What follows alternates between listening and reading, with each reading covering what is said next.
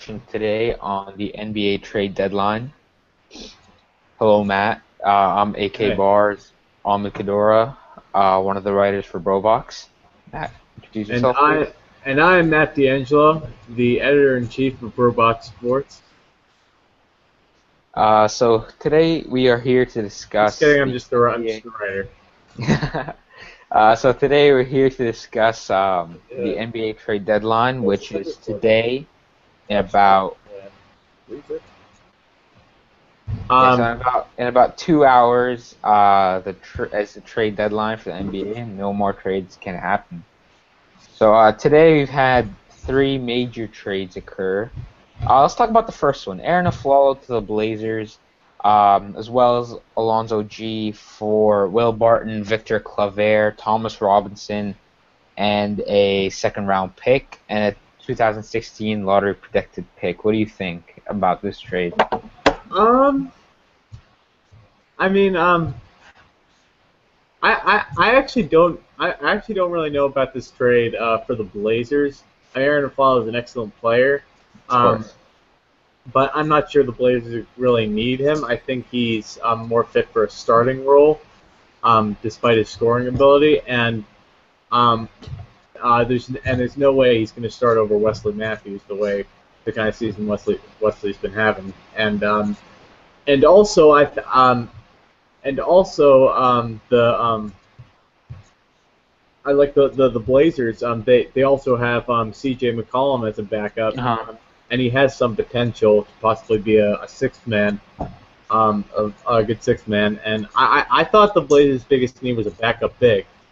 Um, Yeah. I and They are lacking that department. Yeah, instead they And gave they lose Thomas Robinson, who was one of their better bench bigs. they give up Thomas Robinson and two first rounders for the guy. So I Yeah, mean, well, one of them I think was a second rounder. sorry, Yeah, one and first two round, one second. picks. Yeah, Yeah, I think this. and the first one was lottery protected. So Yeah, so there's no way it's it's gonna be in the so lottery. I don't really know about this trade for the Blazers. They gave up so much for a guy who I didn't really think they needed that much.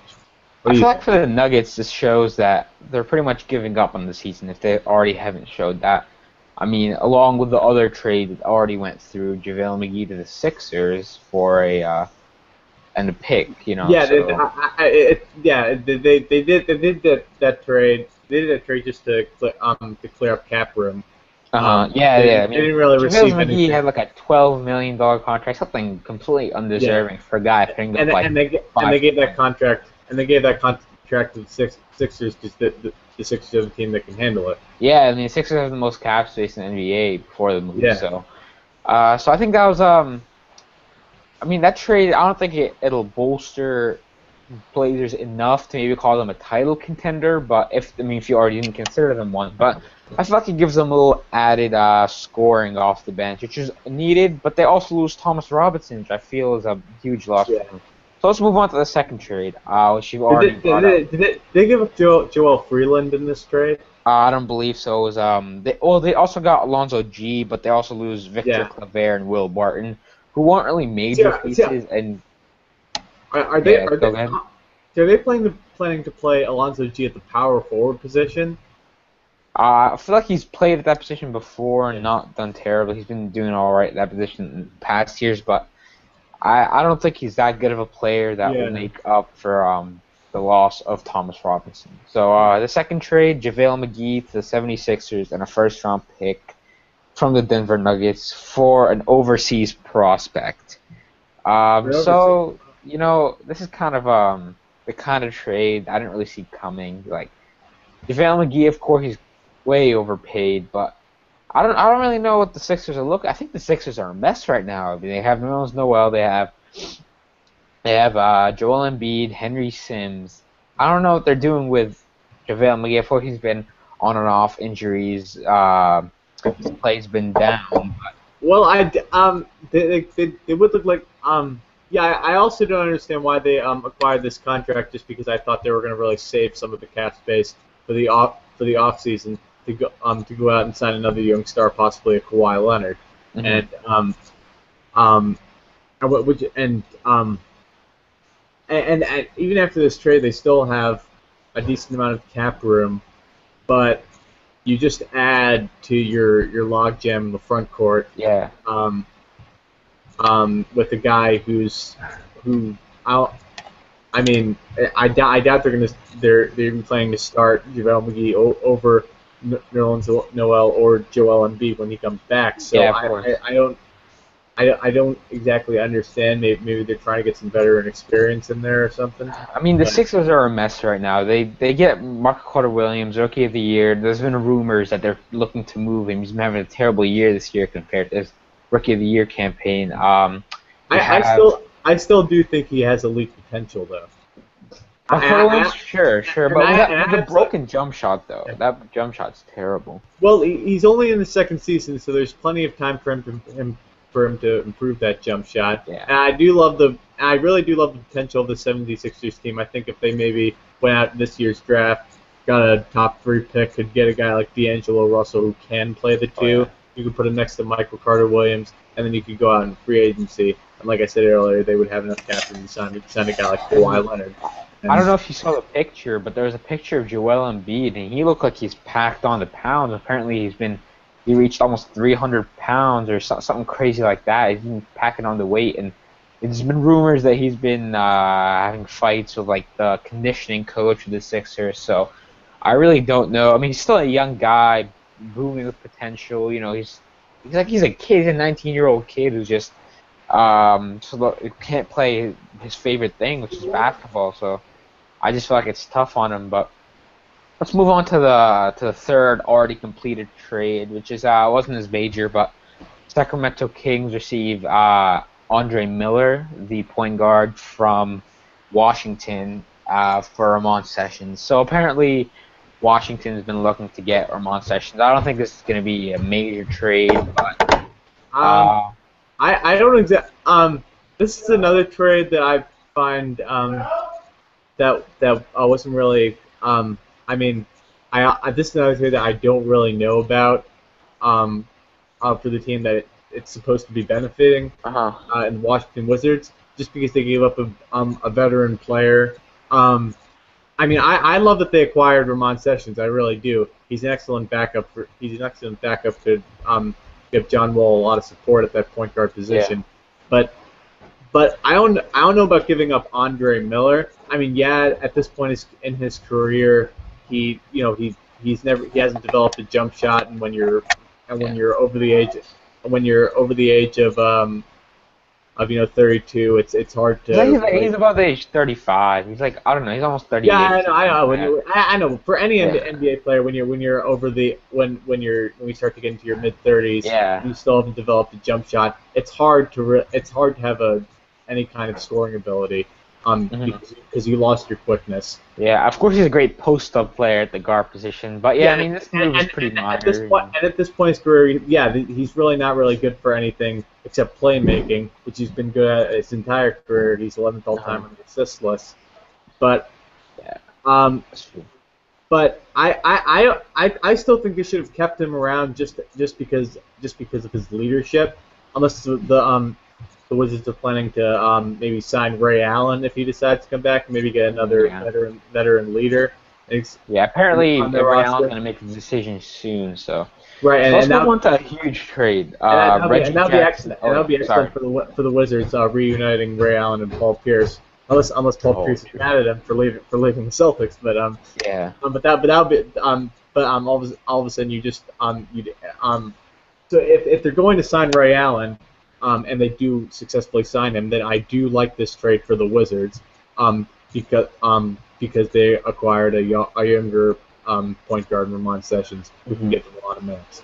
Okay, so a huge blockbuster trade in talks hasn't been confirmed yet, of course, but Reggie Jackson swapped for Brook Lopez. Thoughts?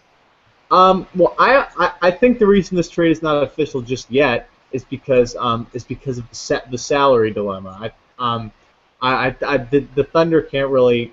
The Thunder are going to have to give up some other pieces. Of course. Even though the Nets are trying to clear as much cap space as possible, but the Thunder are not the team to do that with. They already are dealing with the huge contracts of Russell Westbrook, Kevin Durant, Serge Ibaka, and even Kendrick Perkins. Yeah, I mean, and they just re-signed Nick Collison for a completely unreasonable deal for what he's putting up. I mean, they gave him upwards of like $4 million, something like that. I mean, Right. do you So really think Nick Collison deserves that? Like, no. So if I were the Nets, I would take Kendrick Perkins along with Reggie Jackson because He might have to, yeah. They have to make this trade work, and because he's making over $9 million a year, which is completely unreasonable for a player of his caliber. He's not and they're starting the young guy Steven Adams over him. Yeah. But his contract is what you call an expiring contract. He will become a free agent this offseason. So yeah, it should take a lot of money off the Bucks. Yeah. Yeah. So I would just take Reggie Jackson and the big contract of Kendrick Perkins, and maybe another player, another role player like possibly an Ish Smith or something like that from the Thunder, or Perry Jones, another young guy, just to make sure the trade work in terms of salary. Yeah, and then for Reggie Jackson, he's he requested a trade officially from the OKC Thunder. He'd be able to be the guy that the Thunder build around in the future. They've been looking to offload D. Will, Joe Johnson, of course, Brook Lopez now. So that's a young piece. And he's going to be competing for minutes. Actually, for minutes, he's actually going to still be competing for minutes at that point guard position with Jarrett Jack and possibly even Darren Williams if the Nets do not deal him. So, I mean, and I think the reason he wanted to be traded was because he didn't think he was going to get he wasn't really going to be that same guy, be in that same role he was with the Thunder after the acquisition of Dion Waiters. So, so I don't know if this trade really is going to make him feel much better, but at least it gives him a little bit more of a role than he had with the Thunder, and especially if the Nets do end up dealing D. Will successfully. He's gonna be getting a lot of minutes, and I think and he will end up being a cornerstone for the Nets in the future. But so if I were the Nets, I would just take Kendrick Perkins' contract as well, and just let it expire. Because I mean, let it expire, so you'll have Reggie Jackson. You would have gotten something from Brook Lopez, whose contract is also up after this season. So yeah, I actually once the Nets are willing to acquire more salary like that of Kendrick Perkins, I think they'll be all set. Okay, and one of our last topics for today, Goran Gradic. Rumors that he's been looking to be moved by the Suns. Other rumors that they're going to move Isaiah Thomas in hopes of keeping him. Different rumors that say he's only willing to re-sign with a big market team like a New York, a Miami, a Los Angeles. And then you've also had word that he's been pursued by the Boston Celtics. I've heard Milwaukee Bucks. I've heard all kinds of rumors surrounding Goran Gradic. Where do you think he'll end up? Well, I don't know if there are two. I mean, there's no doubt there are a lot of teams that would like Dragic, but teams like the Celtics, teams like the Bucks don't exact. There are so many teams that are all set at the point guard position. Whether good or bad. Like on the Celtics, I don't know why they're chasing Dragic when they have Marcus Smart, who's going to be their building block for the future. And they have Bradley as well, so. Yes, they have Bradley, and Danny Ainge could be looking to deal him, although he just re-signed him recently this summer. Right, I know that would be in doubt though because of the big 4-year deal that Bradley signed last offseason, but you never know. But it seems like Marcus Smart on the Celtics he's really the one. He seems like the one guy who Danny Ainge really has intentions of keeping around for the long term. It seems like any other guy on that roster, Danny Ainge would be willing to trade. But I don't understand why he's looking to get moved to New York when Carmelo Anthony just officially shut down for the season. Los Angeles, we have Kobe Bryant just shut down, and he's gonna be Well, taking all the shots when he gets back. Like well, Miami, I can understand. There, he can push them to become one of the top, 4 or 5 teams in the East if they aren't already that in your minds. Of course, you got Toronto, you got Atlanta, you got all those teams, but I can understand Miami, but Los Angeles, New York, that doesn't really seem like a good playing decision, a good basketball decision for him. Dragic, I do feel he would be the best fit in LA. Um, in LA, just because that's one of the few teams that really is in need of a point guard. Um, Also, maybe the Houston Rockets. He might be a good fit playing along next to James Harden and Uh-huh. Dwight Howard. Um, and and also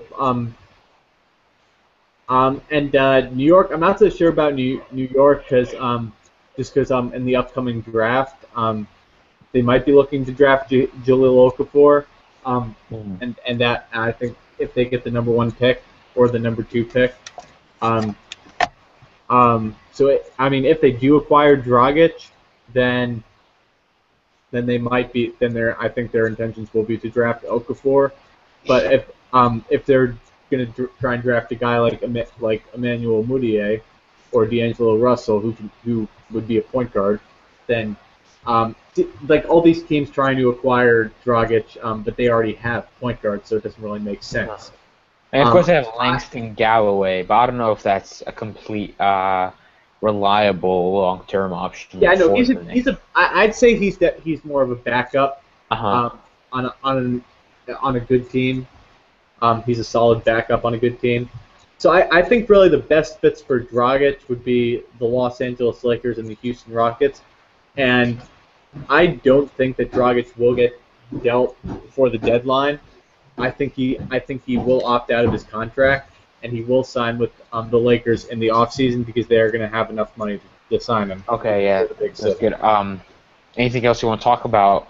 Deadline coming up in 2 hours right now, guys. 3 p.m.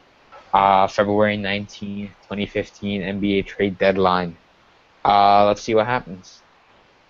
All right. So this has been BroBox discussing the NBA trade talks here on BroBox Sports. This is AK Bars signing out. This is Medea 64 signing out.